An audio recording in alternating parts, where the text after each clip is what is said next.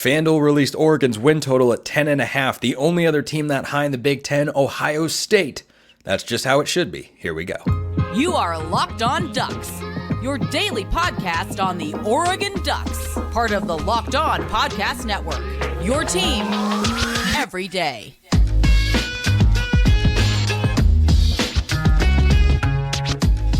Yes, it is that time once again for Locked On Ducks. I'm your host, Spencer McLaughlin. Thank you so much for making this your first listen or your first view of the day. Part of the Locked On Podcast Network, your team every day, and your number one source to stay up to date with the Ducks. So if you have not already, please like, comment, subscribe, rate, and review wherever you listen to or watch this show that's got a new look to it and is brought to you today by FanDuel. Make every moment more. Right now, new customers join today and you'll get $150 in bonus bets if your first bet of $5 or more wins. Visit FanDuel.com/lockedon to get started. So there is a little bit of a different look. I'm in the same room doing the show. It's just that we've resituated things. Hopefully you like it. Let me know in the YouTube comments or hit me up on X, formerly known as Twitter, at @SMcLaughlinCFB is the handle, or at Locked On Ducks. By the way, I got this shirt.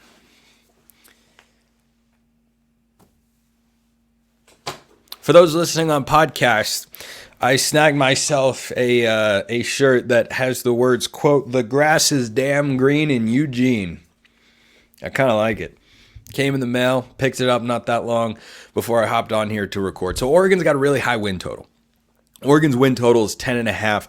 It's actually one of the highest in all of college football. The only teams that I have seen at the power level, of which there are now just 4 conferences because of the realignment nonsense, that have got a win total of 10 or higher: Oregon, Ohio State, and Georgia. I think Texas might be in there too. I'm going to double check that real quick. That's SEC Texas to you, by the way. Their win total is indeed 10.5. So Oregon is in really good company. And you know what? They should be. You've got a third-year head coach who just proved that he got better from year 1 to year 2. Holds himself to a high standard, so I have no reason to think that he's not going to get even better come year 3. You've got a transfer portal class that ranks inside the top 5. You've got a recruiting class that ranks inside the top 5. And you have a litany of returners who are going to make a big impact and be all-conference caliber players for the Ducks in 2024. You've got a veteran quarterback. You've got a backup quarterback situation even that is going to be pretty stable because Dante Moore has got starting experience. How many other teams can say they've got a 5-star quarterback as their backup who has started Power 5 football games before? Not that many. So if something, God forbid, were to happen to Dylan Gabriel, Oregon's got about as solid of a backup quarterback situation as you can ask for. Probably the best one they have had since Brian Bennett. The quintessential backup quarterback, Brian Bennett. There is nothing that I would like more than for Brian Bennett to be signed to a long-term contract to be Oregon's backup forever and always. He was absolutely outstanding in that particular role. But Oregon's got the quarterback situation figured out. I think Jordan James can have an all-conference caliber season at running back. You've got 3 returning receivers from last year. 2 highly rated recruits ready to make a jump. That's Jurion Dickey and Kyler Casper. One of those returning receivers, Tez Johnson, set the Oregon single-season receptions record and had a 1,000-yard campaign. And then you bring in Evan Stewart, the 5-star, and you bring Terrence Ferguson back at tight end, and you bring back 3 starters along the offensive line, one guy who is basically a starter, and you bring in a 6th-year transfer from Indiana. And then on the defensive side of the ball, there are more questions. I think there are more questions on Oregon's defense than there are on offense. But when you look at what they've brought in with the secondary, guys like Jabbar Muhammad from Washington, Cam Alexander, UTSA, Brandon Johnson from Duke, Kobe Savage from Kansas State, all conference players from their previous stops coming to the Ducks to be coached by Dan Lanning and company, who have put together quite the staff. Dan Lanning, Tosh Lupoy, and Will Stein. And that's perhaps the most important part of all of this. You've got the same head coach, offensive coordinator, and co-defensive coordinators. How many places can say that? Oregon hasn't been able to say that in over a decade. I got asked that recently on the show. Last time Oregon had the same offensive and defensive coordinators and head coach from one year to the next, the 2011 and 2012 seasons. After that, there has been a change in at least one of those spots every single year, which is crazy, but that's the reality of being a nationally relevant program. Then it was a program. Now, of course, it's a program under Lanning, but the same standard applies. When you win at a high level and people know what Oregon football is about, they're going to want to hire your coordinators. And that's been the case for Oregon, but having staff continuity is absolutely huge. And I think their schedule works out pretty well. You know, Oregon's non-conference schedule, because they wanted to keep the Civil War going with Oregon State, which I'm a huge fan of, by the way. I think it means a lot to the state of Oregon. I'm a fan of saving tradition and history any chance you can at a time where we're just uprooting the entire sport, it feels like, and restructuring everything that we know about it. I'm a fan of that. And so Oregon has got Boise State on their non-conference schedule. They're going to be a good Mountain West team, by the way. They'll be one of the favorites over there. Oregon State, I don't know if you remember, I do. Oregon State's 0-2, Oregon rather, is 0-2 in the Ducks' last 2 trips to Corvallis. Jonathan Smith isn't there, but Trent Bray is there. They've done a decent job in the transfer portal. I expect Oregon to win the game, but I expected them to win in 2022. I expected them to win in 2020, and they did not. Corvallis is a much tougher place to play than Eugene for the Ducks. Everybody knows that. I don't think I need to go on any further. Idaho is not going to pose any problems, but then when you look at the Big Ten schedule, Oregon does have a couple of breaks, and I think that that's contributing to the number being 10.5 rather than 9.5 as well. But this win total set by our friends over at FanDuel is indicative of the betting market feels as confident in the Ducks as we feel about the Ducks. Because I think pretty collectively, Oregon fans feel really good. And you know what? They should. They absolutely should. Because the offseason moves have addressed needs. They've brought in talent. They've got a bunch of key returners, and it has kind of an all-in sort of feel with guys like Jordan Birch and Jeffrey Bossa coming back. I mean, those are staples. Those are key players on the defense. So I think all of those factors, which I can always go into more detail about, I think that that's lining up with Oregon's schedule, which, you know, starts on the road at UCLA. They just hired their running backs coach to be their head coach to replace Chip Kelly. Ohio State is the biggest, toughest game on Oregon's schedule, and it's at Autzen Stadium. It's going to be a tough game. It's going to be a great game, but it's at Autzen Stadium, and that's rather important, shall we say. Michigan on the road, Wisconsin on the road. Those are tough games. Washington, never going to roll over and just give the Ducks a victory. We know that by now. And they've, by the way, made some moves in the transfer portal to make them scarier than they were about a month or two ago. So I feel good about Oregon. The betting market reflects that. I think Oregon being one of just a handful of teams to have a win total of 10 or above, and you're in the likes of Ohio State and Georgia and Texas, that's a really, really good feeling and should solidify the confidence of Duck fans of what the season can be. Couple of housekeeping things. I'll do one quickly here. Matthew Johnson committed to the Ducks. Next time I get Brian on the show, we'll do a breakdown there. But that's the latest recruit in the 2025 cycle. He's a 4-star edge from De La Salle High School in California, 6'5", 240. Plays a lot on the interior on his film, but 6'5", 240 is typically an edge player sort of frame. That's what he's listed as position-wise. We'll talk more about him when I get Brian on the show, because he's a film guy and he's very, very, very good at that sort of stuff, as we all know, as everydayers are aware of. But that is Oregon's first defensive commit in the 2025 cycle. You may be thinking, it's very early. Isn't most of this class going to be built in the summer and maybe early fall? Yes. That is 100% true. But sometimes early commits stay, sometimes they don't. But this is the first guy. And of course, in typical Dan Lanning fashion, where is the first defensive commit? Along the defensive line.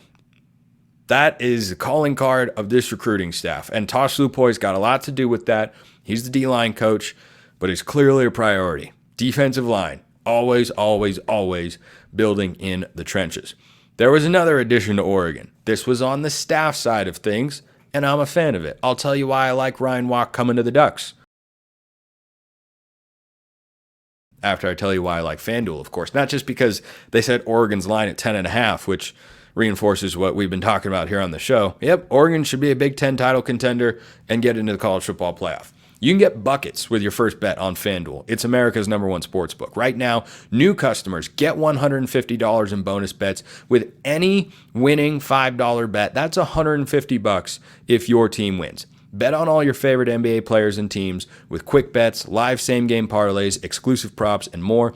Just visit FanDuel.com/lockedon and shoot your shot. FanDuel.com/lockedon to get everything you need. FanDuel, official sportsbook partner of the NBA. So a coaching staff addition has been made in recent days, weeks, however you want to look at it. I don't remember the exact date. But Ryan Walk has joined Alik Terry's staff as kind of a graduate assistant, special assistant. You know, everyone, they just give people titles. Like, he's on the staff. Here's why I'm a fan of this. Number one, well, there are a couple of reasons. Number one, Ryan Walk was a fantastic lineman whilst at Oregon. Number two, I like keeping Oregon guys around, because they understand what it means to be a part of Eugene. They understand what it means to recruit to Eugene as well, because they were recruited there. And understanding that process, I think, is valuable.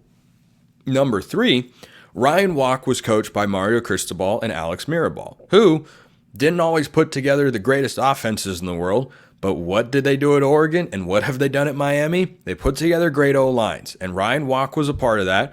Here's the other thing. Ryan Walk, I think, is a perfect candidate to be a coach because of his positional versatility. This is a guy who played center, guard, and tackle at times whilst he was a Duck. I mean, that's all of the offensive line positions for those of us keeping track at home. So, you know, I don't recall which position he played the most. I want to say guard, but regardless, he was a veteran guy, super experienced, not just being on the team, but playing meaningful snaps and understanding all the little intricacies of it. He was coached by great offensive line coaches. Now he's under Alik Terry's tutelage.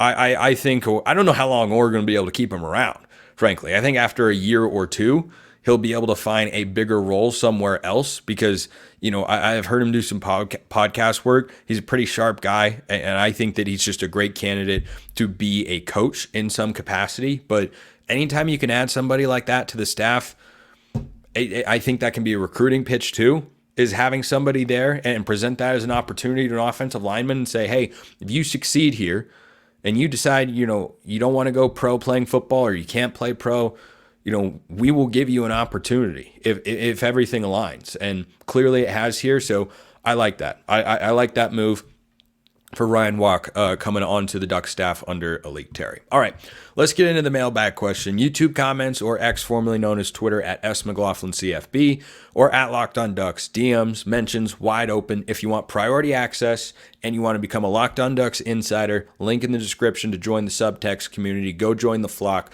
wherever you listen to or watch the show. You can join Subtext. You get priority mailbag access. You can talk with me one-on-one, get all sorts of breaking news right to your phone and other perks as well. So this question came in from Brandon. Question for the mailbag. It's interesting because Ohio State the last 2 years has tried to change their offensive identity. Are they going to stick with that under Chip or revert back to what they were doing 2 years ago? Ryan Day already ran what Chip does. We beat them in the shoe with those gimmicks. I don't know if I'd call them gimmicks. Ohio State had like 500 yards of offense that day. I don't know if that's gimmicky, you know? Like, they had C.J. Stroud and Chris Olave and Jackson Smith and Jigba.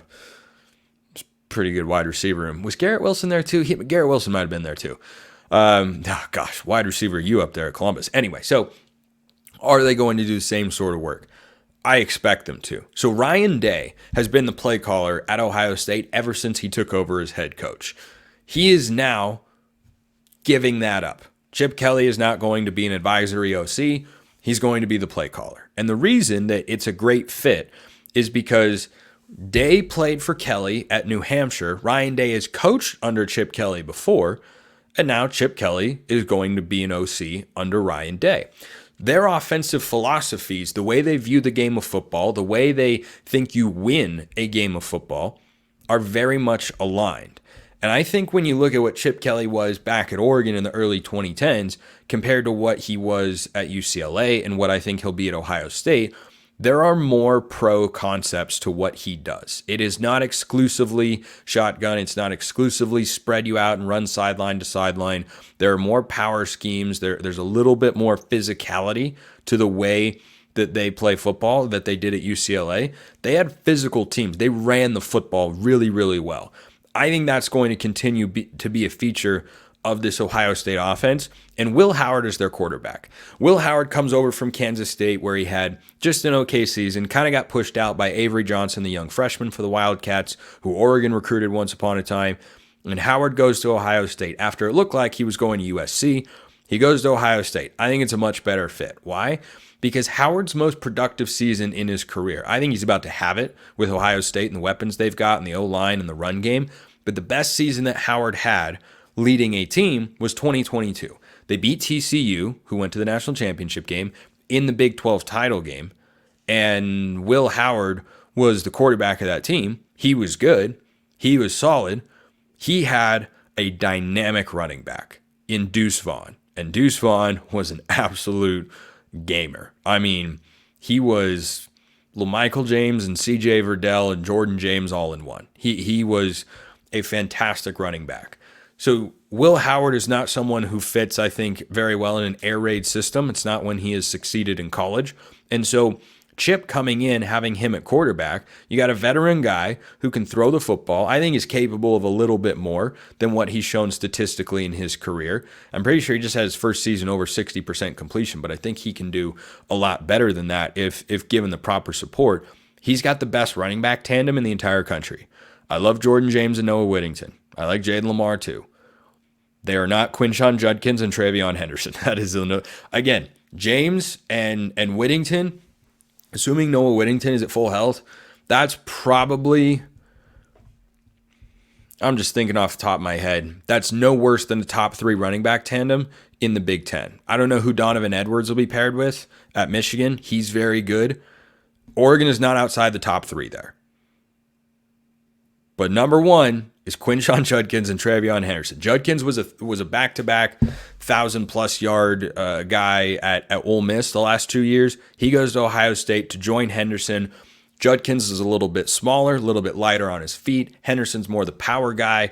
It's a thunder and lightning sort of combination. It's really, really good. And I think that Chip Kelly is going to have an emphasis on running the football. And you're right that Ohio State has shifted their identity. I don't know that they have shifted it offensively as much as they have program-wide. They have tried to become a more physical team. That needed to be a part of their culture because who was beating them, right? Michigan beat them again this year, barely. Oregon beat them in the horseshoe. What's the hallmark of a Mario Cristobal team? Run the football, pound the rock, and physically beat you in the trenches. Oregon and Michigan were built in the same mold. Michigan, of course, was just better. But that is what was getting these Ohio State teams, and they have shifted that. And so that identity shift for Ohio State is going to play out in the same way that Chip Kelly kind of shifted his coaching style when he got to UCLA. He realized we need to be a little bit bigger up front. We can't have small, undersized linemen that are just going to pull out on the edge all the time. Got to be able to be physical, run between the tackles. I don't think he's going to run an offense that looks very different from what Ohio State ran a year ago because Ryan Day's still going to have a lot of input. It's not as if Day is just going to be hands-off just because he isn't a play caller. But they're going to scheme an offense together. They're going to agree on a lot of the same sorts of principles and looks and personnel packages that they want to run. I think they can get very clever with their personnel, especially with those 2 running backs. But I don't think that, I would describe Ohio State under Ryan Day as, gimmicky or anything like that. I think that's a mischaracterization of what Ohio State's been. And then the question becomes, is Oregon capable of matching up with them? Yeah, absolutely. Absolutely. FanDuel's got odds out for some big games in college football coming this fall.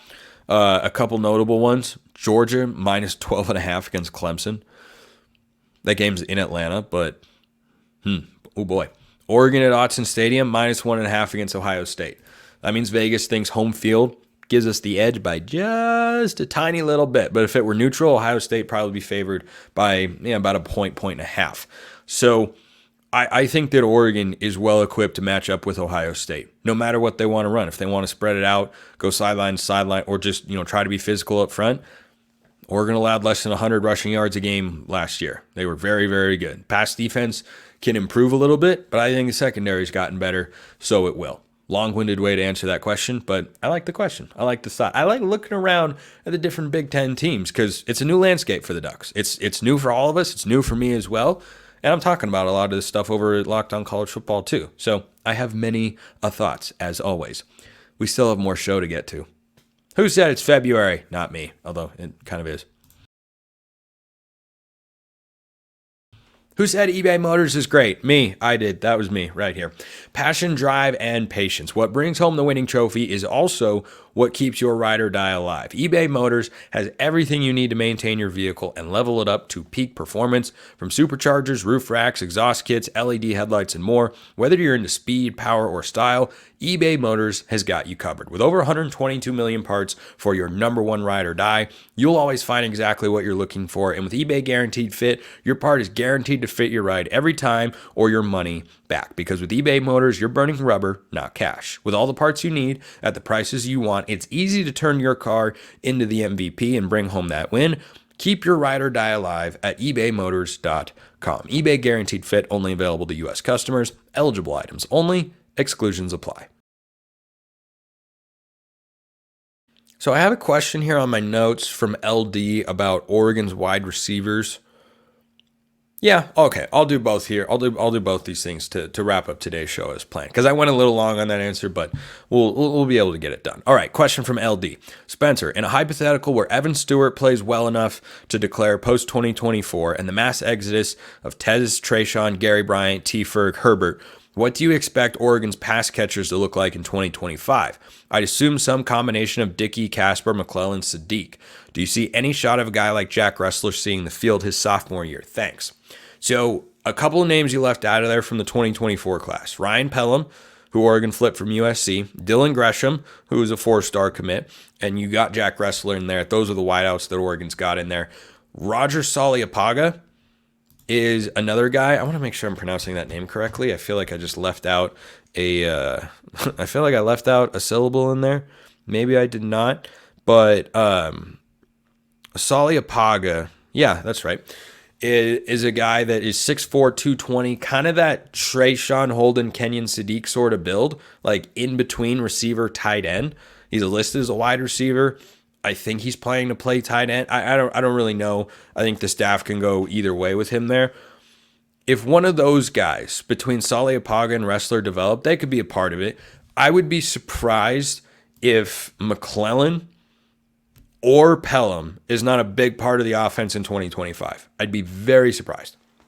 Now, the other thing is this room is going to be ripe for a transfer or two. I could absolutely see it. Now, this is dependent upon what happens with Jurion Dickey and Kyler Casper, because I think if Casper fails, to see the field consistently this year, that could be a guy who seeks greener pastures. I mean, as the shirt says, the grass is damn green in Eugene, but sometimes guys do find homes where I think they, can see the ball more than they would if they stayed with the Ducks. So that's something I'm definitely following this year. Jurion Dickey, 100%. That guy, was committed to Oregon when Mario Cristobal was the head coach. I don't expect him to be a transfer candidate, even if he's, second on the 2 deep this year. But I think Dickey plays a pretty sizable role offensively, at least compared to what he did last year. He's battling an injury and such, but I expect him at least to be on the field regularly and, catch some passes, maybe have a couple hundred yards and a touchdown or two. But I think 2025 is when Dickey could really pop as a wide receiver. Kenyon Sadiq should be Oregon's number 3 tight end this year. I think he's ready to do that. Next year, yeah, he could be the number 1. He is that talented of a guy. If he turns into the blocker that T. Ferg has become, Kenyon Sadiq could be an NFL sort of tight end, just like Terrence Ferguson is going to be, because he is a dynamic athlete. So I look at Saliapaga and say, does he slide to tight end? I'd also look at Kenyon Sadiq and say, that's probably your number 1. Would they add a transfer in that group? Probably. I would think so. I think pass catchers, they could certainly go that route. Jack Ressler is a guy that is not super highly recruited. Doesn't mean he's not going to have an opportunity to play. I don't expect him to with the guys that he's going to attempt to beat out. But I'd say tentatively your 2025 lineup is a transfer, Jurion Dickey, Casper, McClellan, Sadiq, maybe Sali Apaga, and a tight end transfer. I'd say those are probably your top guys there. Okay, I wanted to share this thought because it's something that I just can't shake, and it pertains to Oregon basketball. So, N'Faly Dante has been a big time presence for Oregon over the last several years. He's unfortunately struggled to stay healthy. When he is healthy, he's a force. I mean, he is a double-double waiting to happen. He's a tremendous defensive player. He does a lot of really good things for the Ducks. He's not a shooter like Nate Biddle is, who hopefully will be back this week. Oregon's off on Thursday. They play at Oregon State on Saturday. You know, I'm just a sucker for basketball, so I will, get sucked back in with every win. We'll see. We'll see how they finish the season. But this question, and I want to make this very clear because I don't want this to come off as like I'm attacking the kid or I think he's no good or anything like that. I think that Oregon has an N'Faly Dante problem. Notice I did not say a problem with N'Faly Dante. It's an N'Faly Dante problem. Why do I think this? Well, Oregon has played 24 games this year. They're 16-8. With Dante in the lineup, they're 5-5, and they're 11-3 without him there. Now, to be fair, 9 of Dante's 10 games that he's played have come against Pac-12 schools, and the other game was against Georgia, who's a solid team in the SEC. Oregon without him this year, 11-3, 4-0 in Pac-12 play. In the 10 games, this is the crux of my argument and why I think this is a conundrum, and I don't think this comes down on the players as much as it comes down on the coaches. And Dana Allman talked about this in the post-game chat recently after the crushing loss to Washington State. In the 10 games that N'Faly Dante has played this year, Oregon's averaging just under 75 points per game. They're averaging about 3.5 points per game more without him. Now, the defense is where Dante's presence is really, really felt. In the 3 losses that Oregon's had without Dante in the lineup, they allowed 90 points per game.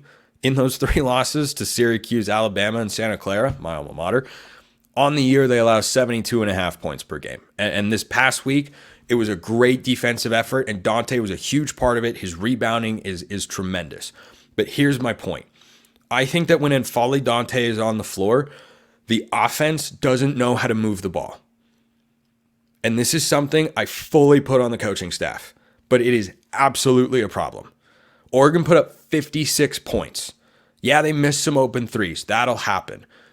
But the number of times that they turned it over, which is what Altman was talking about, forcing the ball down to N'Faly Dante, it's the reason that back to the basket centers have been moved out of the NBA.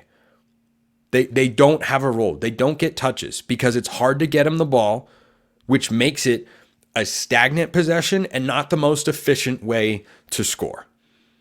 And so I think that when he is on the court, because he is capable of enforcing his will, Oregon has a tendency to try and force him the basketball, and it stalls the offense, and guys get out of rhythm, and the numbers back that up.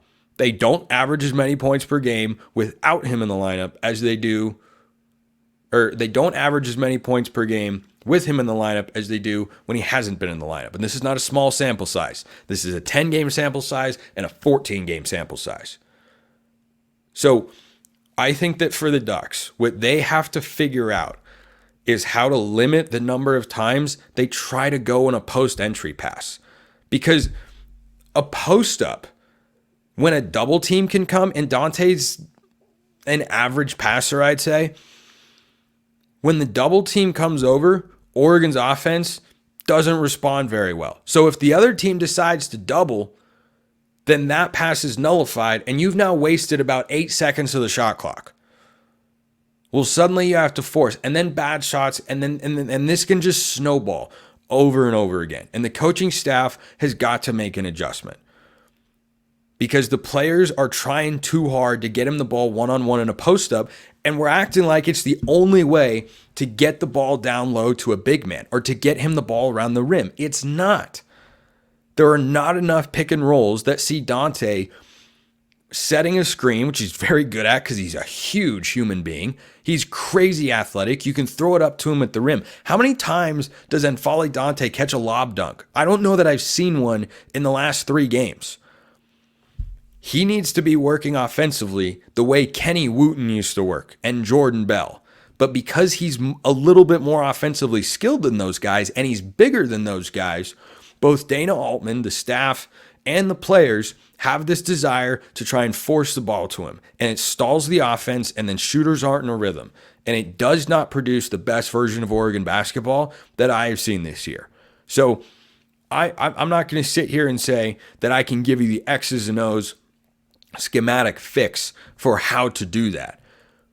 But you watch go watch the Washington State game, and the number of times they stand around, no one is moving, and they're just trying to get Dante a post up down low. When it works, it's great, and you're like, oh man, how come we don't do that every time? Because it's not that easy, even for a guy as big, skilled, and experienced and athletic as N'Faly Dante.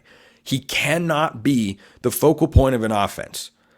And if Oregon is going to make a run to get to the NCAA tournament and end the 2-year drought, they have to allow Dante to be a complementary piece and allow him to just enforce his will on the offensive glass and get his points on lob dunks and putbacks. That's where 80% of his points should come from. Instead, they try to go to the post up. Watch the NBA. How many back to the basket centers that don't shoot are getting a lot of touches? They're not. Go watch the rest of college basketball. How many times is that happening? They're not.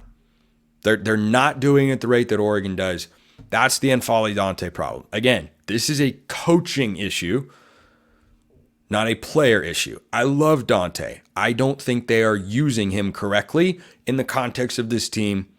I hope that changes. Appreciate everyone listening. I'll see you next time. Have a wonderful rest of your day. And as always, go Ducks.